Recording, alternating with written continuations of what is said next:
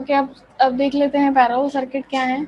Parallel circuit में जितनी भी रेजिस्टेंसेज हैं वो पैरेलली कनेक्टेड होती हैं अक्रॉस वोल्टेज सोर्स। यहाँ पे आप देख सकते हैं एक सर्किट दिया हुआ है आपको जिसके अंदर R1 और R2 पैरेलली कनेक्टेड हैं वोल्टेज सोर्स के अक्रॉस। ठीक है, अभी मैंने इनकी वैल्यू नहीं दी और कैलकुलेट नहीं किया है, समझाने के लिए अभी आप लोगों को बता रही हूँ।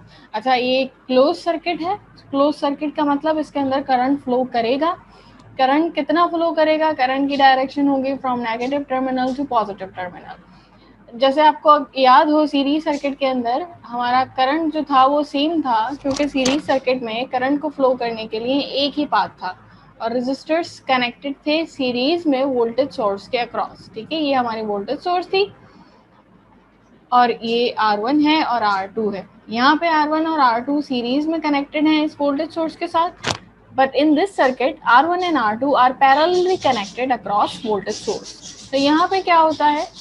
अच्छा, सीरीज सर्किट में अगर आपको याद हो तो करंट सेम था, क्योंकि करंट के पास एक ही डायरेक्शन थी, एक ही पाथ था फ्लो करने का। ठीक है, सीरीज सर्किट में हमारे पास क्या चीज सेम थी? आई की वैल्यू सेम थी। बट इन पैरेलल सर्किट हमारे पास वोल्टेज सेम होता है अक्रॉस ईच रेजिस्टर। ठीक है, तो जितना टोटल वोल्टेज होगा हमारा, वही टोटल वोल्टेज अक्रॉस R1 भी होगा, same total voltage across R2 भी होगा। ठीक है, तो क्या चीज सेम होती है हमारे पास पैरेलल सर्किट में? पैरेलल सर्किट में हमारे पास वोल्टेज सेम होता है, करंट डिवाइड होता है। ठीक है, क्या चीज डिवाइड होती है? करंट डिवाइड होता है। सीरीज सर्किट में हमारे पास करंट सेम था, वोल्टेज ड्रॉप हो रहा था अक्रॉस ईच रेजिस्टर। ठीक है, यहाँ पे क्या होगा? हमारा करंट डिवाइड होगा अक्रॉस ईच रेजिस्टर।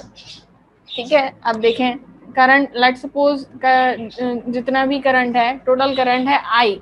हम कह रहे हैं हमारे पास टोटल करंट है IT। IT is flowing inside the circuit negative terminal से। जब इसको ये नोड मिली जहाँ पे R1 और R2 डिवाइड हो रहे हैं, तो इसको दो पाथ नजर आ रहे हैं। एक पाथ ये रहा, दूसरा पाथ ये रहा। तो क्या होगा? यहाँ पे जो टोटल करंट आ रहा है इसमें से कुछ करंट इस ब्रांच में डिवाइड हो जाएगा। लेट सपोज उसको हम कह रहे हैं I1, और कुछ करंट हमारा जो जो करंट बचेगा, कितना करंट बचेगा? IT minus I1, IT minus I1 flow करेगा सेकेंड ब्रांच में। ठीक है, अब करंट यहाँ से फ्लो कर रहा है, यहाँ से फ्लो कर रहा है, यहाँ से फ्लो कर रहा है, आया इस पॉइंट पे। तो इस पॉइंट पे यहाँ से करंट आ रहा है IT माइनस I1, यहाँ से करंट आ रहा है I1, IT minus I1 plus I1। क्या हो जाएगा? ये दोनों कैंसिल हो गए। यहाँ से हमारे पास जो करंट निकलेगा वो होगा total current, that is IT। ठीक है, इस तरीके से करंट इस सर्किट के अंदर फ्लो करेगा। ठीक, अब एक एग्जांपल करके देख लेते हैं और क्लियर हो जाएगा क्या चीज। इसको रिव्यू कर लेते हैं। इन पैरेलल सर्किट वोल्टेज हमारे पास सेम होता है across each component, across each resistor, और करंट हमारा डिवाइड होता है। ठीक है, जैसे कि करंट यहाँ पे टोटल करंट था IT आया इस पॉइंट पे, इस पॉइंट से कुछ करंट स्प्लिट हो गया इस ब्रांच में। कितना करंट स्प्लिट हुआ? हमने कहा I1 हैज बीन स्प्लिटेड। कितना करंट बचा? IT माइनस I1 करंट बचा, जो कि सेकेंड ब्रांच में फ्लो कर रहा है। ठीक है, फिर यहाँ से ये करंट आया, यहाँ इस पॉइंट पे आके ये दोनों करंट ऐड हो गए। यहाँ से आ रहा है I1, यहाँ से आ रहा है IT minus I1। IT minus I1 plus I1 जब ऐड हुए, I1 पॉजिटिव का I1 नेगेटिव कैंसिल हो गया, यहाँ से क्या बचा? IT। इस ब्रांच से यहाँ से टोटल करंट ऐड होने के बाद जो निकला वो कितना निकला? जो कि टोटल करंट था इस सर्किट के अंदर। This is how current distribution is there in parallel circuit. Okay, अब ये सर्किट है हमारे पास जिसके अंदर अगेन दो ब्रांचेस हैं। ये पहली ब्रांच है 5 ओम्स की। ठीक है, R1 की वैल्यू क्या है? 5 ओम्स। दूसरी ब्रांच है हमारे पास 10 ओम्स की, और टोटल वोल्टेज यहाँ पे कनेक्टेड है कितनी? 10 वोल्ट्स की बैटरी के साथ ये कनेक्टेड है। ये एक पैरेलल सर्किट है जिसमें दो रेजिस्टर्स आपस में पैरेलली कनेक्टेड हैं। क्या कह रहा है? ये कह रहा है फाइंड I, करंट फाइंड करो इस सर्किट के अंदर। ठीक है, तो करंट फाइंड करने के लिए हमें सबसे पहले टोटल रेजिस्टेंस फाइंड करनी पड़ेगी। टोटल रेजिस्टेंस कैसे फाइंड करेंगे? ये सीरीज सर्किट नहीं है, सीरीज सर्किट में हम टोटल रेजिस्टेंस को ऐड कर रहे थे, but in parallel circuit total resistance कैसे फाइंड करते हैं हम? दो फॉर्मूले हैं, एक है RT is equals to R1 multiply R2 divided by R1 plus R2। ठीक है, एक तो ये फॉर्मूला है, इस फॉर्मूले से हम टोटल रेजिस्टेंस निकाल लेते हैं। RT is equals to R1 की वैल्यू क्या है 5 मल्टीप्लाई बाई 10, 5 प्लस 10, 5 10 जा 50 डिवाइडेड बाय 15, 50 डिवाइडेड बाय 15 क्या आंसर आएगा? आंसर आएगा हमारे पास 3.33 ओम्स। ठीक है, अच्छा एक चीज़ और मैं आप लोगों को बता दूं, जब भी आप टोटल रेजिस्टेंस निकालेंगे इन पैरेलल सर्किट, तो जो सबसे छोटी ब्रांच की रेजिस्टेंस है उससे भी कम वैल्यू आएगी हमारे पास। यहाँ पे दो ब्रांचेस हैं, जो सबसे छोटी ब्रांच है वो है 5 ओम्स की ब्रांच, इससे भी कम वैल्यू आई है हमारे पास total resistance, that is 3.33 ohms. Now we can replace these two resistor by single resistor जिसकी वैल्यू 3.33 ओम्स हम रख सकते हैं। ठीक है, मैं रिप्लेस करती हूँ।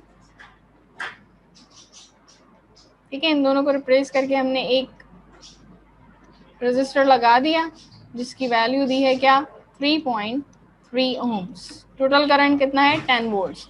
नाउ यहाँ पे जब हमारे पास सिंप्लीफाई हो गया है, अब इजीली हम करंट फाइंड कर सकते हैं। करंट का क्या फॉर्मूला है, I is equals to V over R। V is given, V is 10, 10 divided by 3.33, answer आएगा हमारे पास 3 एम्पेयर। ठीक है, तो करंट कितना आया हमारे पास इस सर्किट के अंदर 3 एम्पेयर। टोटल रेजिस्टेंस फाइंड करने के बाद जब हमने करंट फाइंड कर लिया, now we are going back to our original circuit. Total current कितना है 3 ampere. Now this 3 ampere current is flowing, ये इस पॉइंट पर आया, इस पॉइंट में से कुछ करंट इस ब्रांच में डिवाइड हो जाएगा, बाकी का करंट जो बचेगा वो दूसरी ब्रांच में होगा। ठीक है, तो कितना करंट इस ब्रांच में डिवाइड होगा ये हम फाइंड करेंगे यूजिंग ओम्स लॉ। ये हम फाइंड करेंगे using Ohm's law. Ohm's law क्या है, V is equals to I R. हमें करंट फाइंड करना है इस ब्रांच के अंदर। अच्छा, अभी मैंने बताया आपको वोल्टेज सेम होगा अक्रॉस ईच ब्रांच। ठीक है, टोटल वोल्टेज हमें गिवन है 10 वोल्ट्स, तो 10 वोल्ट्स ही होंगे अक्रॉस R1, 10 वोल्ट्स ही होंगे across R2। Now we are finding I1। I1 क्या है इस ब्रांच का current, I1 is equals to V over R1। V कितना है, V इज 10, R1 की वैल्यू क्या है, R1 की वैल्यू है 5, 10 डिवाइडेड बाय 5 आंसर आया 2। इस 3 एम्पेयर में से कितने एम्पेयर इस ब्रांच में स्प्लिट हो गए, 2 ampere has been splitted in this branch. बचा कितना, बचा 1 एम्पेयर। 1 एम्पेयर इस ब्रांच के अंदर होगा। ठीक है, यहाँ से फ्लो कर रहा है, हम यहाँ से चेक भी कर सकते हैं कि I2 हमारे पास 1 एम्पेयर है। कैसे, I2 का फॉर्मूला लगाएंगे, I2 is equals to V over R2। V is same, parallel circuit है, voltage is same, 10 divided by R2 की वैल्यू क्या है, R2 is also 10, 10 divided by 10 is 1। ठीक है, तो 1 ampere current is flowing in this branch. यहाँ से आया, इस पॉइंट पे आके ये दोनों करंट आपस में ऐड हो जाएंगे। यहाँ से आ रहा है 1 एम्पेयर करंट, यहाँ से आ रहा है 2 एम्पेयर करंट, दोनों ऐड होने के बाद हो जाएंगे 3 ampere. That is the total current inside this parallel circuit. ठीक है, ये है पैरेलल सर्किट। यहाँ पे एक कॉन्सेप्ट आ जाता है किरचॉफ करंट लॉ का। सीरीज सर्किट याद होगा आपको, सीरीज सर्किट में था हमारे पास किरचॉफ वोल्टेज लॉ, यहाँ पे आ जाएगा किरचॉफ करंट लॉ। मैं बोर्ड रिमूव कर रही हूँ ताकि एक्सप्लेन कर सकूँ कि क्या है किरचॉफ करंट लॉ।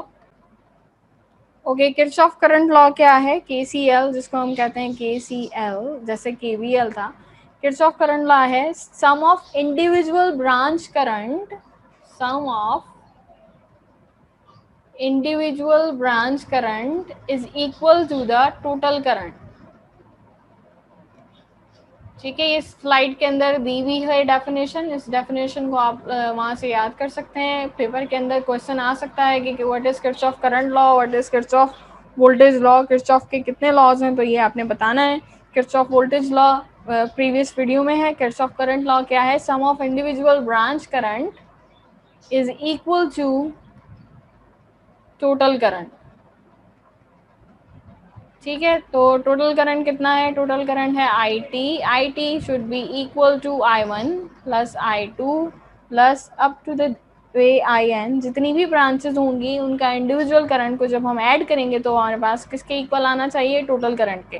ठीक है, अब इस एग्जाम्पल में देख लेते हैं। इस एग्जाम्पल में हमारे पास IT टोटल करंट कितना था, it has to be equal to I1 plus I2, क्योंकि दो ही ब्रांचेस हैं, एक ब्रांच में है I1, दूसरी ब्रांच में है I2।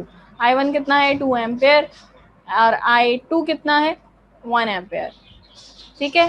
टोटल करंट कितना था 3 ampere. Yes, Kirchhoff current law is saying that sum of individual branch current must be equal to the total current, this is Kirchhoff current law, ठीक है। अब इसकी एक एग्जांपल कर लेते हैं जिसमें अननोन वैल्यूज गिवन होंगी, जिसमें से आपको सर्किट की बाकी सारी वैल्यूज फाइंड करनी होगी, ठीक है। कोई क्वेश्चन हो, कोई कंफ्यूजन हो, पूछ सकते हैं, इससे रिलेटेड क्वेश्चन पेपर में आएगा।